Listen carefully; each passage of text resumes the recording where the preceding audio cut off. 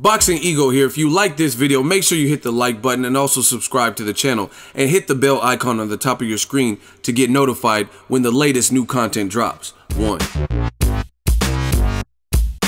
To defend my crown and to prove that I'm still there in boxing. Although I'm despite of my busyness in the office as a senator, I'm still handling my boxing career. I'm still there. I'm not done yet in boxing. I'm very excited to fight here, to fight another fighter not in the States. So this new. I mean, I'm very motivated and excited for this training camp and for the fight. I didn't watch his fights yet, but I'm going to get his last 3 fights and watch it. I believe that people should subscribe to that Boxing Ego. What up, Fight World? It's your boy Ego, and I'm back with some more boxing. Make sure you smash the like button and subscribe to the channel. Like it or not, here it comes. Manny Pacquiao will face Jeff Horn of Australia July 2nd. And according to Bob Arum, he's saying it'll be free in the US. I don't know how. I don't know what. I don't know if it's going to be an HBO fight. They didn't pick up Pacquiao's last fight with Jesse Vargas. They said, nah, we're going to focus on Ward Kovalev 1, which turned out to be a great fight that led to a rematch. So sounds like HBO did the right decision, because the Vargas fight, there was no upsets. There were really no surprises. Most people had Pacquiao winning that particular fight, and that's what happened. But you guys heard the audio clip. Shout out to my connect in Australia. But that was a Manny Pacquiao, and he admits to the public, like you see in the title, he does not know who Jeff Horn is. And in case you can't hear, I'm going to repeat what he said. Regarding Jeff Horn, Pacquiao says, I haven't watched his fights yet, but I'm going to get his last 3 fights and watch it. My message for him is to work hard and make sure you're 100% conditioned. On July 2nd, we can give a good fight. We can entertain the people, right?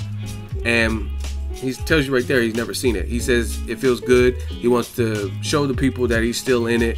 Even at age 38, he's not going anywhere, and he can juggle his senatorial duties and his political career with boxing, and he's happy to bring a fight to Australia, a new place instead of the States. That's to paraphrase what he said in the remainder. Now, I got to give it up to Manny Pacquiao. Manny Pacquiao is pretty honest with a lot of things. Like when he does his interviews, like he could easily, to build the fight, he could say something different, like, oh yeah, I've seen Jeff Horn, I've been studying him and he's been on the radar for a while. He didn't do that. He's like everybody else when the fight was announced, I don't know this cat. That's basically what he's saying. I don't know who he is. He's ranked. Bob Arum, it's up to my promoter. His promoter Bob Arum set this up and was pushing for this fight. Doesn't seem like Team Pacquiao wants to fight Crawford at least next, so they picked Jeff Horn, and that's what it is. You guys can either support it or not support it. Now, just to clear the air, some people, every time I make videos talking about the fight, I didn't make this fight. I don't work for Top Rank. I don't work for Pacquiao. I don't work for Team Horn, right? This is Boxing Ego. I do my own thing, and I give it to you real, giving you my honest, unfiltered opinions on boxing. I'm always respectful, and I'm not here to bash, but some people, they misconstrue it like, you just hate Ego, you hate Jeff Horn, you just hate Jeffrey. I don't hate Jeff Horn. I don't know him. That's the problem. I can't hate someone I don't know. Me personally, I don't do that. So it's not about, I'm not angry with Jeff Horn for getting the fight. He got the fight. It is what it is. See if he can prove me wrong. I'm not angry at Jeff Horn. I'm angry at the system. And the reason why is, you look at the boxing media. When Floyd Mayweather fought Andre Berto, right, who just had a WBC eliminator, even though he lost it, he was still ranked high enough within the WBC after losing to Mayweather that he just fought Sean Porter, right? And at least Berto is somebody we know what he brings to the table, right?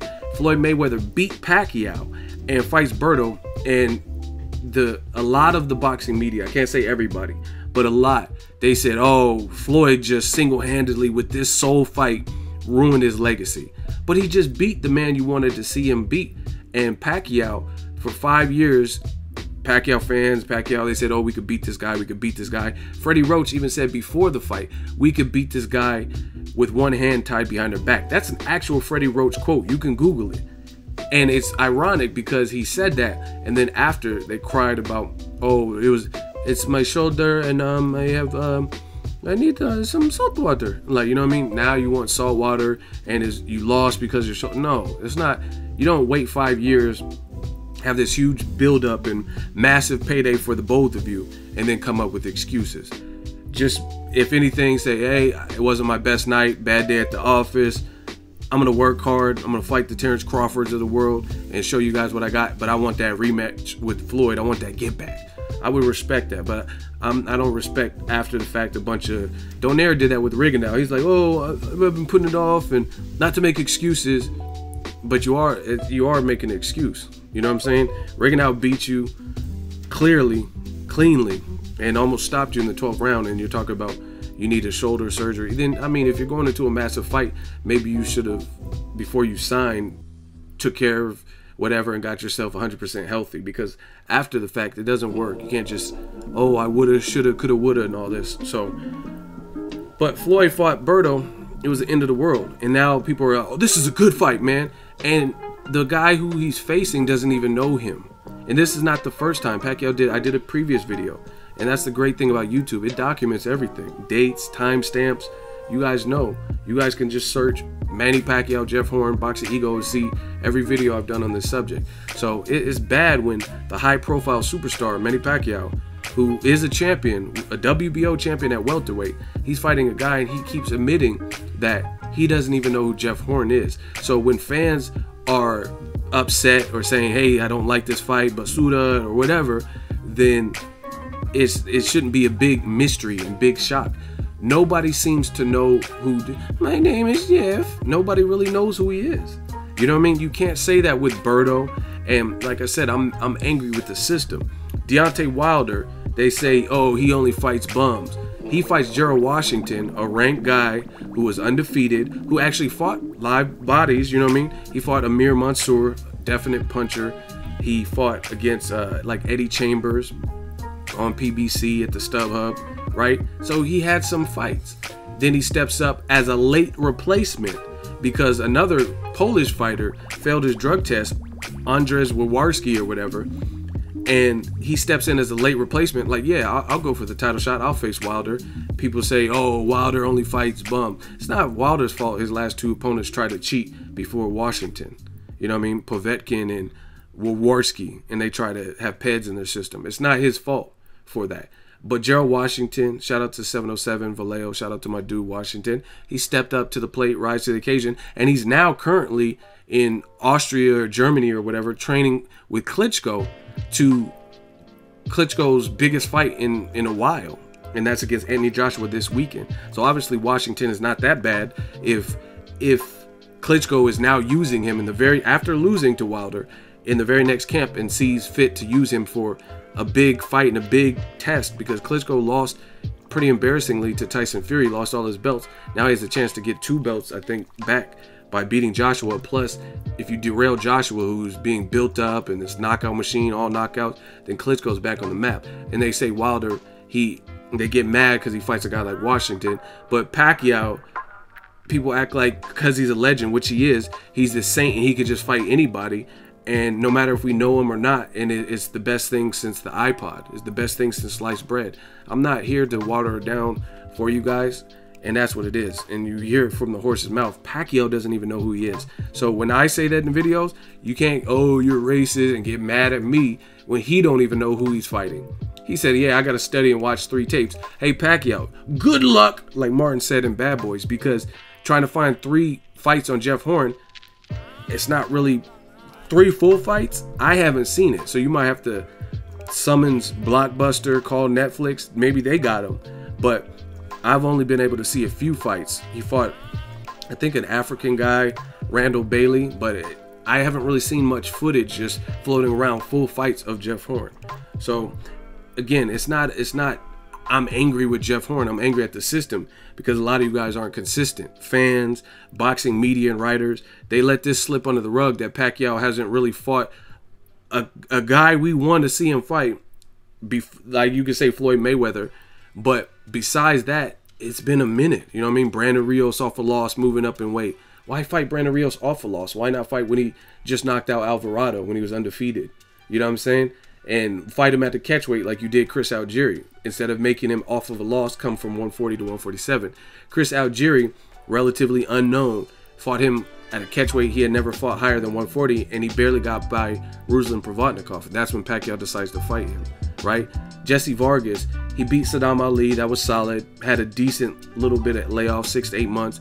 And then his first title defense is Pacquiao. Like, we got to see more from Vargas, because besides Pacquiao, who is known elite, I don't know for a fact that Vargas beats Keith Thurman, Kell Brook, Danny Garcia, even like a Andre Berto or Sean Porter. I don't know if he would beat all those guys. So to just level up and fight Pacquiao, I mean, most people knew the results it would yield, and if they believed Pacquiao would win, like myself, then they were right. Pacquiao won, got a knockdown, and it is what it is. So it's just keep it consistent. If the Jeff Horn fight is a good fight, explain why you like it, because I never really heard. I mean, Terrence Crawford's out there. I'm not even lying. I would rather see Ruslan Provodnikov. At least these are names that we've heard of. You know what I'm saying? And we know with Ruslan, he doesn't have much of a defense. Nobody's been able to stop him, and he has power. That's good enough for me. You know what I mean? Jeff Horn, he's just a wild card. His people seem to be confident that he can beat Pacquiao, but I think it would be a Mike Tyson-sized upset if he does do that when Tyson fought Buster Douglas. And that's just because a guy who hasn't been on this particular stage, what has he shown that would lead us to believe that he's ready for Pacquiao?